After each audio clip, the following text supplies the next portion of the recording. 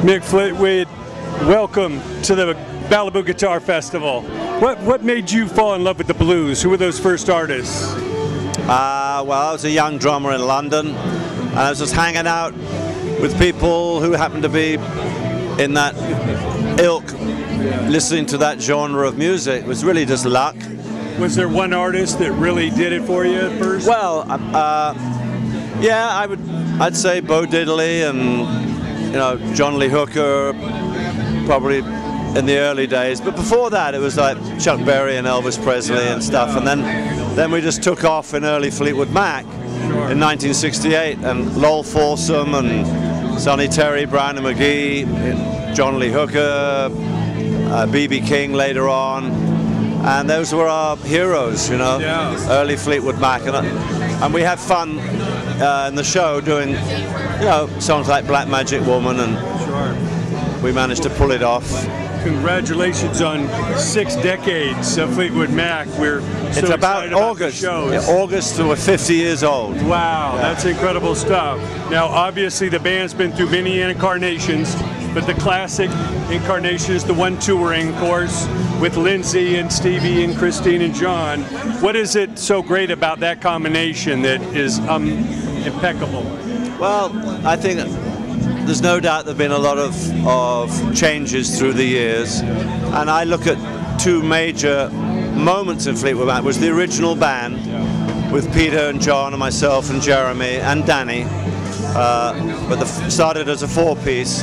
It was very powerful chemistry and very focused on what we were doing. Yeah.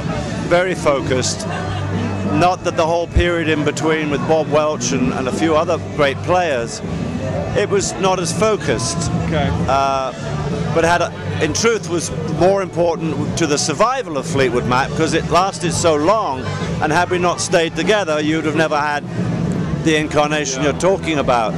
And it just came out of the sky and made a lot of sense. And me and John and Chris, especially me and John, recognized that something awesome was being offered up from Stevie and Lindsay, and it became that magic chemistry where if you're open to change, and Fleetwood Mac is probably one of the most changed bands ever to have survived completely different musical genres and for the most part, taken the audience with them.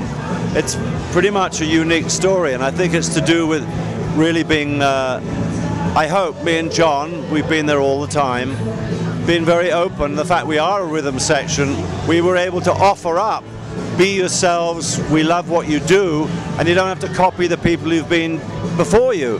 And we made some good choices, seemingly. Amazing. Now, why is it important to have music in school, and what advice do you give to the young artists coming up today? Well, that could be like a 3-hour conversation. Well, I'll put it this way, it's hugely important and it's hugely tragic to see the arts programs being cut, visibly as we speak. Well, I won't get into that.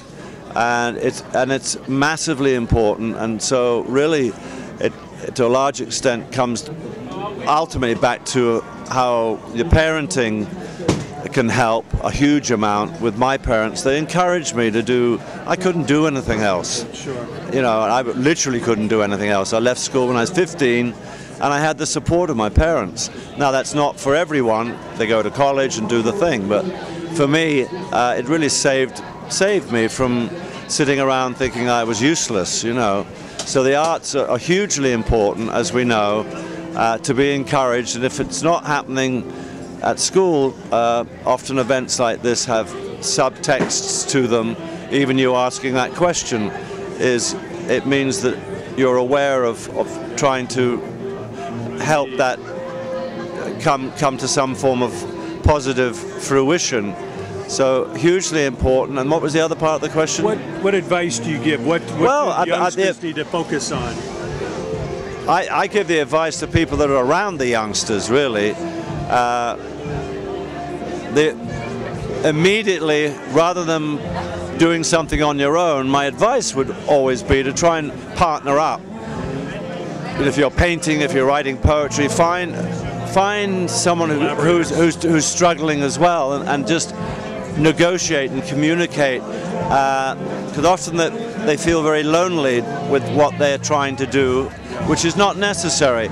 So as you're into what you're doing, I think it's hugely important to pay attention to sociological connections and developments of how do you make friends, how do you reach out and don't be lonely out there, and that helps keep, like in London, the whole 60s, and when you get these movements, it's all about sharing. When you look at it, there's a reason why it became powerful, and all the bands were sharing and copying each other, and oh, I didn't think of that. Fashion, interaction. So don't get as unprivate as possible, and learn to be comfortable with as many people as possible, if you're able to do that. Well, thank you for 50 years of Fleetwood Mac. We can't wait for more, and it's going to be an exciting show tonight. Thanks so much for coming out. You're welcome.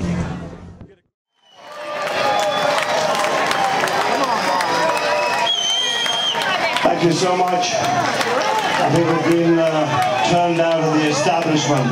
But quickly, before we leave, and on behalf of all the musicians here, all the production staff, and the people who made so much effort to put this on the last few days, I'd like to make this thought. Without you guys, we can't do this, which is a huge reminder every time we get on stage, whether we're playing, whether production team delivers the goods. We get out of here knowing we've made, hopefully, all of you happy and connected.